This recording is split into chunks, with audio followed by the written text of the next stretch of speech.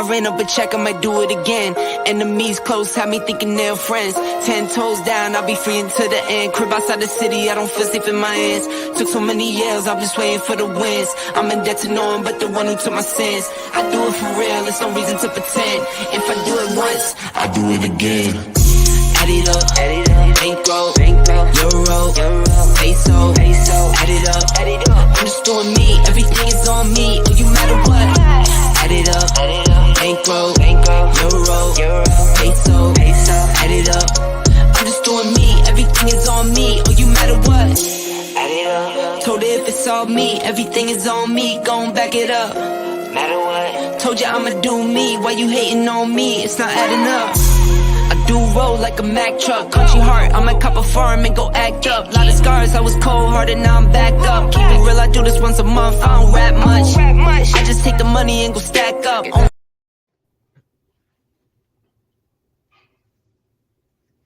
Good evening, good evening, good evening. What's up, Savannah? This is your boy, Julius Campbell. I'm here with you, Ain't to Ain't, Incorporation to Incorporation. What do? We come here every Friday night to do what? To set the record straight. We are here because we want to change the narrative. What narrative is that? The false narrative that many of us returning citizens, when we come home, automatically we are going back into incarceration. That is not the case, for there are many of us that are successful. Yes, we are successful organizationally, we are successful occupationally, we are successful in family relations in many ways. And we want tonight and many other Friday nights, we want to get these stories out. Why? Because we believe that stories matters. Why do stories matter? Because when I hear how you, that returning citizen, have made it, that encourages me, that empowers me, that educates me to know that I can also make it myself. And so that's why we're here every Friday on Ain't to Ain't. You know, I got to give a shout out to my co-host, Marie Jones. She's not here with us right now, but I know she's been pumping this show up for tonight. Also, my partner, Julius Hall, he has given us this platform, Our Black Media, to allow us to share these things. And also, AB, who helped us to think about what this incarceration to corporation is also about. So before we get started, I want to tell you a little bit about what you see behind me, and that is OAA Savannah, Offender Alumni Association Savannah. What is that? That is our grassroots nonprofit organization. It is a collective group of men and women coming together to help to connect dots. You hear we say alumni, offenders. There are men and women who have returned home from incarceration, be it 20 years ago or 20 days ago. And what we do is we provide a safe space for men and women to share their stories. Also, we help to connect dots. Like me, I'm sure you, when you come home, you heard that there were multiple resources that were out there. But where were they? We had no access to them. We didn't even know the knowledge of where they were. And so what we at OAA Savannah said that we were going to do, we were intentional about finding, locating these resources, and then connecting these dots for you. And that's why we also come out and connect with Ain't to Ain't to make sure that you, number one, hear stories that motivate and move you. And then number two, that you find out where these resources are. So without any further ado, I got my partner on tonight, Mr. Anthony Vincent. He's going to share his story. And his story is talking about it's never too late. Many of us think that, you know, I've been incarcerated for this amount of years, and we say it's just too late for me. Well, he's here tonight to let us know that it's never too late to begin again. So what's up, Anthony? Tell the people who you are.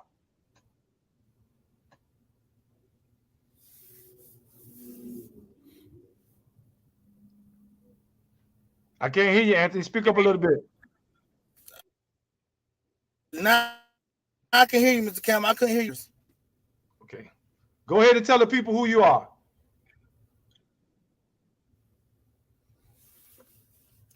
I need you to repeat the question, Mr. Campbell, because I didn't hear you none of that whole time. Wow. Okay.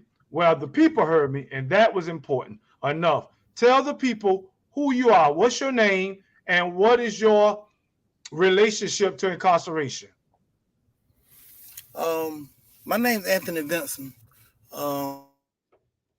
My relationship to incarceration is probably since I was a juvenile, 13. You know, when I started off in the contract homes. Um, I was in the contract homes until right at 16, finna be 17. Um, but during that time, um, after the contract homes, it went to go into the chain gang every 2 years. You know, What is a sometimes a little bit contract more home? than that. I guess I probably been. What is the what? Contract home. What is a contract home? Contract homes like a foster home, Okay. but is developed by the state. You know, to keep you from going in juvenile, they give you another option. You know, of replacing you somewhere else. And so I stayed with my contract parent probably about 3 years. Mhm. Okay, so when you left the And contract once home, I was, Tisha, tell me your story, starting from the contract home till incarceration and then coming out. Tell us your story. okay. Well, it went from the contract home until I got out the contract home, and then I, caught, my first real charges of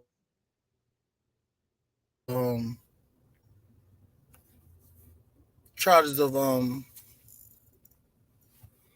possessions with intent and firearms and everything else. And so, it just never stopped there. I got my first charge. Well, got my first charge when I was probably 15. But the other charges, they put me in a contract home, so I really didn't get charged with them. After that, I say from 17 all the way to I guess I've been out now. It's just 22. So I've probably been out 12 years now. But and I'm 46. So every year, I mean every 2 years, I go off and do me a little bid or whatever. Um, but once I got to on last one was like 20 when I was about 28 or 30. You know, that wasn't the last one. But 28 and 30, that's when I went to realize, what am I going to do? Am I going to keep doing this? Because, every time, that I go, I lose everything that I got. That's my girl, my cars, um, my place, you know, and I lose a lot with my children, you know. So when I got, 28, that's when I went to trying to make me a business plan of what the hell I'm finna do now, you know. Um, that business plan, it didn't turn out to what I wanted, because I was going into business for pressure washing, pressure washing, doing parking lots, um, striping parking lots and stuff like that. But when I got out, it wasn't like that. Each time I got me a job, and when I got the job, I still hustle from the job. I still was out the way 8 hours a day, but I still hustle from the job. But after that, during that time, I had to keep my kids, you know, because my baby mama had a nervous breakdown, and to where I had my two oldest kids until it was I was all they had, you know. So without mama and daddy, where they was going. So I had to get my mind right, man. You know, um, of being out here with them children. So during that time, me keeping them, I got a little job at Briggs and Stratton, and I had them been working there for 4 months. And usually they tell you, within 90 to 120 days, they'll hire you on. So every day, I went out to this job, I put up numbers, I broke records every day, you know, because I really wanted this job, because it was a sweet job. I was working on the line with nothing but women from 2 to 9. Where else would I want it to be? I want to be right there every day on task. And I was, you know. But then, when the company wanted to hire me on from the temp service, that's when I got in another little stumbling block to where they wanted me to go back out. They wanted me to leave that job and go back out and do concrete finishing, in which I had experience in that. But that's not what I wanted. I ain't going back out there doing that labor. So, by that time, I put some work back in my hand again. And once I did that and put my children at risk every day, that's when I met my wife. My wife was getting them kids every day, you know, while I'm out, doing whatever. And once I, really got with her and realized this woman loved me, you know, I was like, damn, I can't leave her too, So I'm like, so what you gonna do? Because that's all she did was work. And so, I don't want to be the lesser in any situation, So I went back into brick mason for myself, you know. And then in 2007 or 8, whenever we had that depression, I realized, this can shut down at any time, So I went to landscaping. And hopefully, I'm answering your questions, Mr. Campbell. But my last bit of incarceration was 2010 to 2011. Mhm. Mhm. Oh, yes, you did. You answered my question very well. As a matter of fact, I want to hear a little bit more about what you're doing now. But before I do that, I heard you say that there were some things that you did that caused you to make those poor choices again, to go back to doing what you did that got you into the trouble that got you into. I want to ask you, what do you do now that helps you to make better choices? What's up, Tisha? I see you. Always my partner coming from Las Vegas. And I also see you too, Mr. Terrence Missick from Hinesville. But what I want to ask you, Anthony, what are you doing now that will help you to make those wise choices even when things get difficult? Do you have someone in your life as an accountability partner? I heard you speak about your wife. Yeah. Um, that was my new probation officer. You know, um, really, all my life, I really needed extra rules. You know what I mean? For me not to, get in trouble or whatever, because I always been, out there. Um, she, was the one that helped me, go to a different direction. Mm-hmm. Um, with her, I started after the brick mason, we went it went to that depression and stuff. I figured out what else could that I can do, to work for myself. Um, I was already doing landscaping. Mm-hmm. I was already doing landscaping aside of the brick mason. I do that when I get off from work. Right. And so, me and a friend got together, um, and we was going into partners together and stuff. In which that didn't work, you know. But it got me on that path because that's what I really knew because my uncles, that's what they did. Both of them had businesses into landscaping. Right.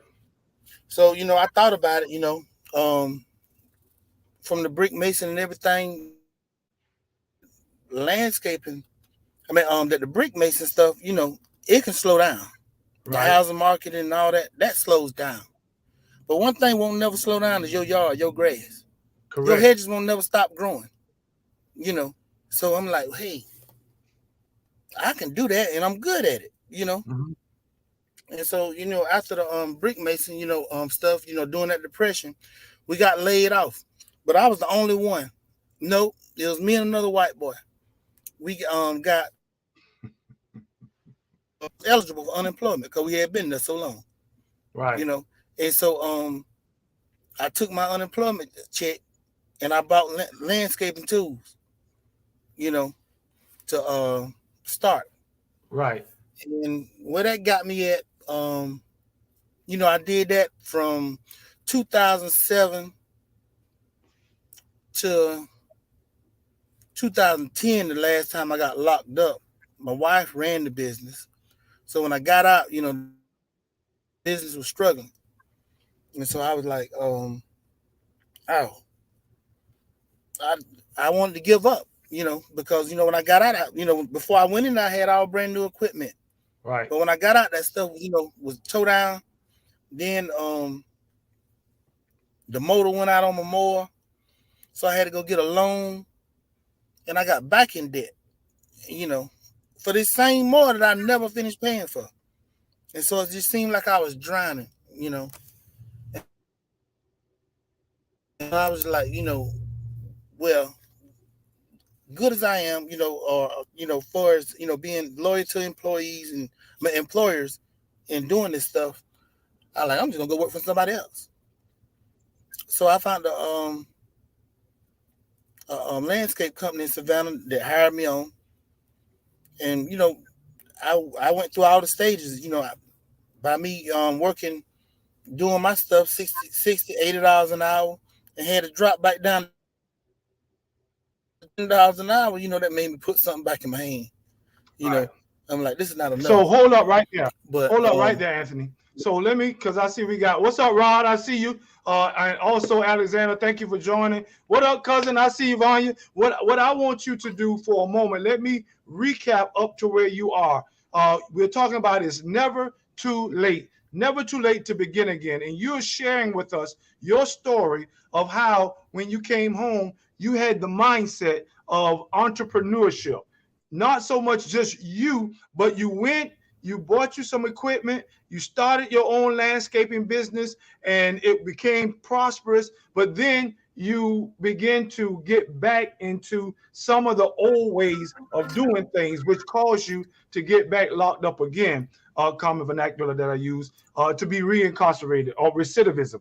But nevertheless, we are learning that even for those of us that have gotten out, returning citizens, even for us, we must always be mindful of that pull to do those things that we used to do. And I know that Anthony is going to tell us because he said two people was instrumental in his life. One, his wife.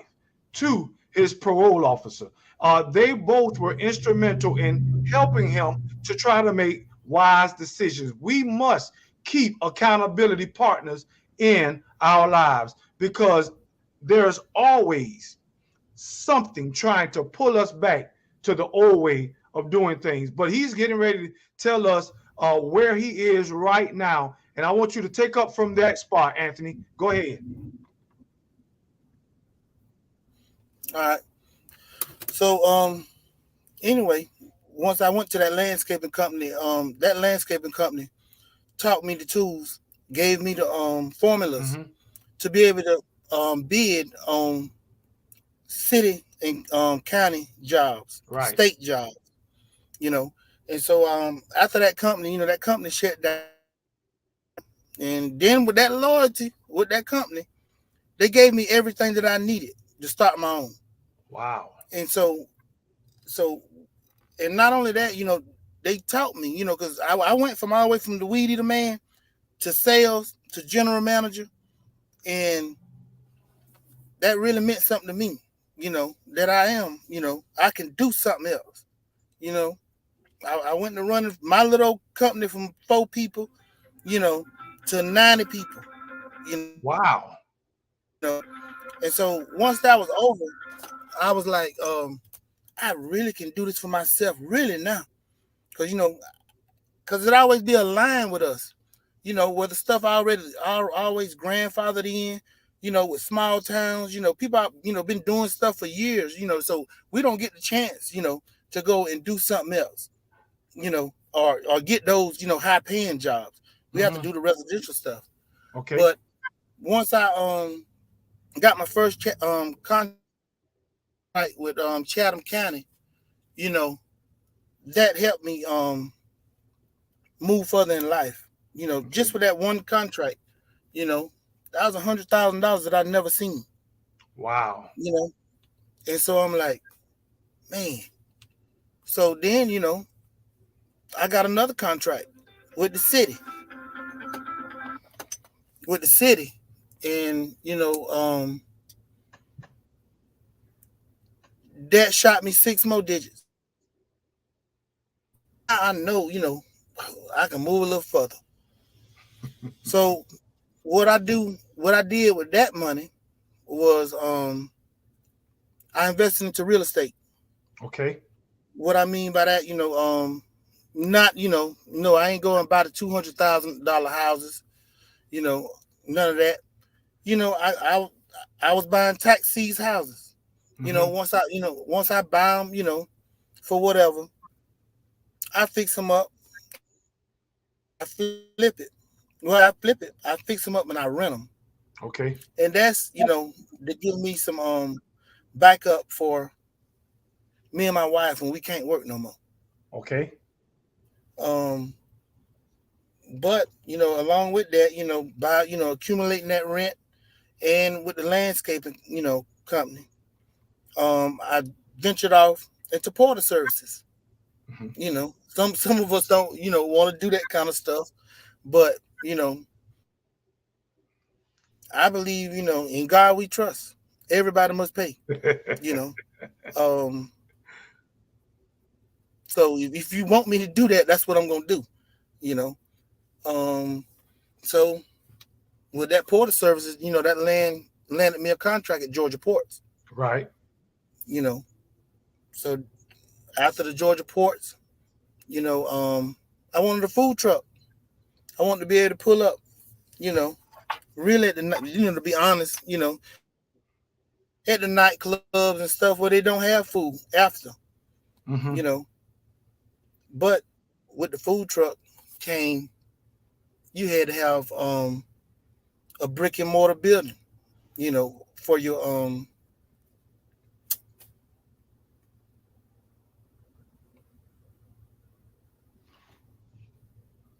anyway, you had to have a brick and mortar building, to be able to fix your food and stuff, prepare your food and all that stuff there.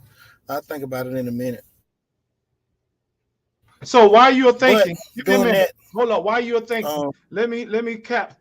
And I love what you're saying. Again, it is never too late. That's the title of today's show. And we got Anthony Vincent sharing with us. He's saying that, listen, I went and I did some time incarcerated. And that's what this show is called, Incarceration to Incorporation, or Ink to Ink. He started out with lawn care services, moved from lawn care services to real estating. And then he went from real estating to porta party business. And then from there, now he's moving into the restaurant. I love this because what you're doing is you are encouraging others. Your story motivates us, hopefully, to missions, to moving, and to not just holding our head down and saying, I've messed up. You are motivating us right now. You are empowering us. And so I love what you got going on right now. So is that where you are right now? You're still riding with all of those, or you are just right now in the restaurant business? nope, I'm still riding with everything. Okay. Plus what I ain't told you. But you know, the restaurant, the restaurant came from me having to have brick and mortar building. So from the Mm-hmm. brick and mortar, I was like, if I got to go on and get all this stuff, by the health department and this and that, I might as well put me a little food bar in here. And so, that's what I did. That's where the restaurant come from. I really didn't have, the passion or the dream, for a restaurant. My passion and dream was for that food truck, so that I can move and I can go around, But with faith and God, the restaurant turned out, pretty good, until where the food truck moving, the restaurant, doing numbers. Um, and then I have my other plans, on what's next. What's next? Well, what's next? I want to go into trucking Gotcha. because because right now in Savannah, Garden City, it's the number one port. Well, not the number one, but they do a lot of numbers out there, in which I can add a lot of numbers in my pocket Check this and to out. others.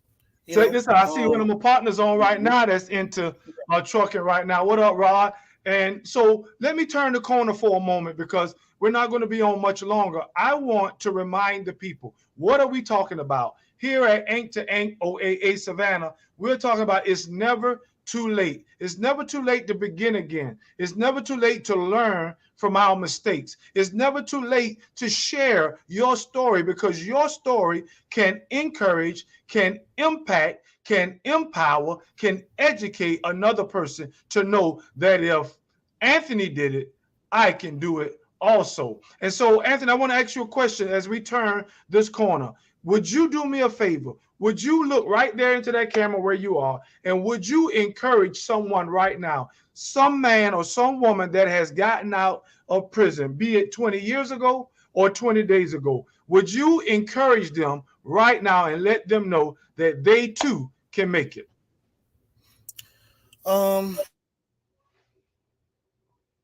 My real turn on money didn't come around until I was 41. I was 41 and got that first check for $50,000. And right now I'm at 46, and I do $60,000 a month. Wow. And that's not including the rest of my landscaping services, porta services, which is not porta potties. Oh, It's included in there, but that ain't what we do. I'm sorry. I'm sorry. But we will. We will. And what I want to do is encourage brothers and sisters that if you are the smartest person in your circle, that's not a good circle. If you are hanging around 9 broke people, you're gonna be the 10th one because each one of them gonna mooch off you. So it's very important to join organizations. I just don't think of this stuff on my own. I'm a Prince Hall Mason, past master. I'm also, a member of the Soulful Riders Motorcycle Club. And with all my brothers in both organizations, a lot of them are older than me, a lot smarter than me. And so it's very important in life to listen to people because you don't know everything. Even now, I don't know everything. I want to know some more. And as they say, you can learn a lot from it, dummy. You just know not to do what he did. You know what I'm saying? Right. So I hope that encourages, each and every person that hears this podcast. It's never too late, but you got to get on the right track and be around the right people. Right. A lot of you know, a lot of people say, you know, oh, this is a white man's world. It's your damn world if you want it. You know what I mean? Because they got every opportunity out here for us. When they were getting with that money, they ain't get to just the white people. They give to everybody that qualified for it. That's right. You know. That's right. So let me ask you a question. To also let you know. Hold on before you do that. Let me ask you this question. Because I asked you at the beginning, I want to remind you. There are those that you left behind, those that are still behind the wall who haven't had an opportunity yet. How do you remember them? Because there are many men and women who are still behind the bars that are ready, but because of policies, antiquated policies that is, and laws, they have not been given an opportunity, but they are positive, they are productive, and they're ready and waiting, but they haven't gotten that opportunity. How are you remembering those that are still behind the bars? I keep accepting them calls and keep putting them green dots in cash on them books. Okay. Okay, I like that answer. Look, this is what we do because we're getting ready to come to a close. What I want to say to you, and first of all, thank you, bro, for coming. What we do here at OAA Savannah every other Wednesday, so 2 weeks, we have a meeting. And in that meeting, we provide a safe space, 8011 Waters Avenue, OAA Savannah. And we meet there. And as we meet, we have men and women to come out and share their stories. We have relations, those who have did the time with ourselves, like relatives. We also have resources to show up. So I want to invite you out, if you're able, Anthony, to come out on a Wednesday night and just, again, share with us and also provide those resources that may be needed. You may be one that can help to connect the dot for that person who don't know about jobs. Are you hiring? Yep. Okay, good. So what we can do, we can get your information and we can disseminate it and share it with others, especially on our OAA meetings that we're going to have. As a matter of fact, November the 9th, this Wednesday that's coming up next week, we're going to have a meeting and we provide meals for those who comes out, and not only meals, but resources and a platform for you to share your story, to be encouraged and motivated. So Anthony, again, man, I want to say thank you for coming out and sharing with us, because, you are not the only one that's doing what you're doing right now. There are many others that are vying for an opportunity to share their story. I myself, as I say often, look at me now. I started out wrong, but I'm finishing strong. Marie, Julius Hall, AB, and countless others, they are also coming on and sharing those powerful, poignant stories of how we are now successful. So, is there any final words you want to share with our audience before we leave? That I'm hiring right now for some of the best soul food cooks in the city, bakers, whatever. If you got a passion for food, contact me. And, not only that, I'm willing to do a partnership, to where this is not just a job, it's a career. A lot of the things I do, I do it, but other people run it because that's what they do better than me. Right. So with that being said, if anybody needs Vincent. So what I want you to do is, don't call to use Vincent. I want you, my name is, again, Julius Campbell, but I'm going to give you my email. Is jcampbell@offenderalumniassociation.org. My wife is going to put that in the chat so that you can see it. jcampbell@offenderalumni.org. Reach out to me. My number, 912-484-2145, 912-484-2145. Contact me so that I can get you into contact with Mr. Anthony. Hey, again, Anthony, thank you for coming on tonight. For those of you that are always joining us, much love. I know my peoples that are watching me. And remember, here we educate, we empower, and we also encourage. Again, we may have started this thing out wrong, but look at us now. We are finishing strong. We love you. We'll see you again next Friday on Ain't to Ain't. Good night.